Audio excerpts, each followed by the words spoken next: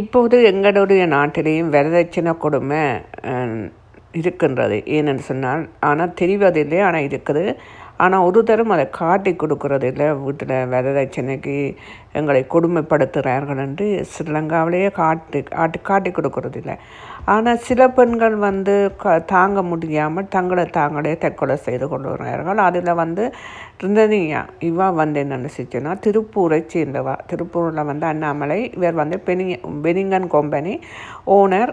அவர் நல்ல பணக்காரர். தன் பிள்ளைய 2 பிள்ளையெல்லாம் 2 பிள்ளைகளையும் அவ்வளவு செல்லமாக அவ்வளவு பணம் கொடுத்து தங்களோட வீட்டில் அவ்வளவு வசதியாக வச்சிருந்தவர்கள். பிள்ளைகள் என்று சொன்னால் அப்படி ஒரு வசதியாக பிள்ளை என்ன கேட்டாலும் வாங்கி கொடுக்குறது. நகை என்றால் லட்சக்கணக்கில் நகை வாங்கி கொடுக்குறது. பொருள் என்றால் அப்படி, கார் என்றால் அப்படி, எல்லாமே அப்படி குழந்தைய ஒரு பெண் குழந்தைய எப்படி வளர்க்கணும் அப்படி வளர்த்தவை. அப்படி வளர்க்கும்போது இந்த பெண் குழந்தைக்கு என்ன செய்திருக்கணும்னா, திருமணம் செய்து வைக்கிறதுக்காண்டி அதே ஊரில் உள்ளவர் தான் பார்த்து திருமணம் செய்திருக்கிறார்கள். அதுவும் ஒரு காங்கிரஸ் கட்சி உரிமையாளரான்.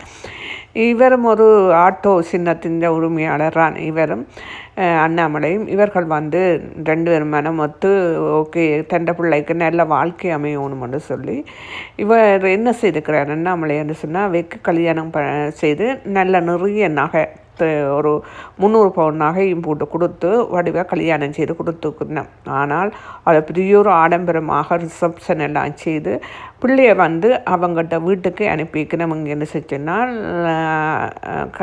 கல்யாணுடைய வீட்டுக்கு மாப்பிள்ளையோட வீட்டுக்கு அனுப்பின மூட்டை. மாப்பிள்ளை என்ன செய்திருக்கிறாருண்டா பார்த்தீங்களா, 300 பவுன் நகைக்கு மேலால் 500 பவுன் நகை வேணுமென்று வரதட்சணை கொடுமை ஒன்று. அத்தோடு கண்ட படங்களை பார்க்குறது, இந்த செக்ஸ் படங்கள் இருக்குல்ல, அது எல்லாத்தையும் பார்த்துட்டு இந்த பிள்ளைக்கு ஃபுல்லாகி தோச்சல் இரவுகளுக்கெல்லாம் அத்தோடு மாப்பிள்ளை என்ன செய்தாருன்னு சொன்னா, இப்போ உள்ள மாப்பிள்ளைகள் என்ன செய்யணும்னு சொன்னால், பெண்கள்கிட்ட எவ்வளோ காசு வருக முடியுமோ, எவ்வளோ பொருளை வருக முடியுமோ, எவ்வளவு காணி பொருளண்டு வருக முடியுமோ அவ்வளோத்தையும் வருகி கொண்டு வீட்டிலேயே சும்மா இருக்கின்றார்கள். வேலைக்கு போவதில்லை, வேலை ஒன்றுமில்லை, வெட்டி ஒன்றுமில்லை, வீட்டில் இருந்தோண்டு பெண்களை சித்திரவதை செய்கிறது தான் ஆண்களுடைய கொள்கையாக இப்போ மாறிக்கொண்டிருக்கின்றது.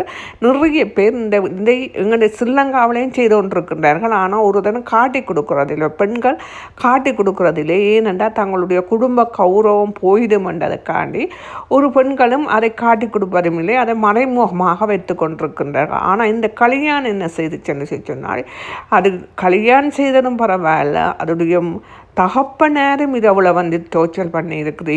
இப்போத்தான் உண்மைகள் எல்லாம் வருகின்றது. ஏனென்றால் இவ்வளவு நாளும் வரதட்சணை கொடுமையால் தான் ரிசன்யா செத்தான்னு சொல்லி இருந்ததொழிய, ஆனால் அங்கே 2 ஆண்கள் சித்திரவை செய்த என்று சொல்லி அந்த மகள் அண்ணாமலையுடைய மகள் ரிந்தனியா சொல்லவில்லை, ஆண்கள் செய்தவைகள்.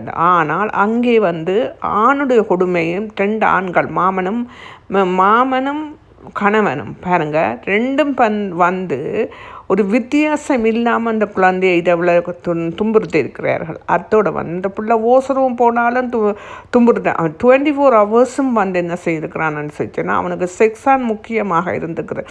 அந்த பிள்ளை என்ன செஞ்சுன்னா அவ்வளோத்து கொடுமை செய்திருக்கிறான். எந்த வழியால் ஒரு செக்ஸ் செய்ய முடியுமோ அந்த அளவுக்கு அந்த பிள்ளைக்கு அவ்வளோ கொடுமை செய்திருக்கிறான். அப்படின்னு சொன்னால் ஒரு மனித மிருகம். இந்த மிருகத்தை இவர் ஒரு பிள்ளையை இவ்வளோ அழகாக வளர்த்து, ஒரு கிளியை வளர்த்து ஒரு மிருகத்திட்ட கொடுத்துக்கிறாருன்னு சொன்னார். அப்போ இவர் இவ்வளோ வேதனைப்படுகிறார். இந்த பெண் ரிந்தனியா என்ன செய்திருக்கிறான்னு சொன்னால், அவளோட தன்னால் இனி வாழ இயலாது, இனி இன்னொரு கல்யாணம் செய்யலான்னு சொல்லி கொலை செய்துட்டா. இப்போது அப்போ அரெஸ்ட் பண்ணி இருக்கிறார். மாமன் மாமி எல்லாரையும் அரெஸ்ட் பண்ணி இருக்கிறார்கள். கேஸ் போய் கொண்டிருக்கிறது. நன்றி, வணக்கம்.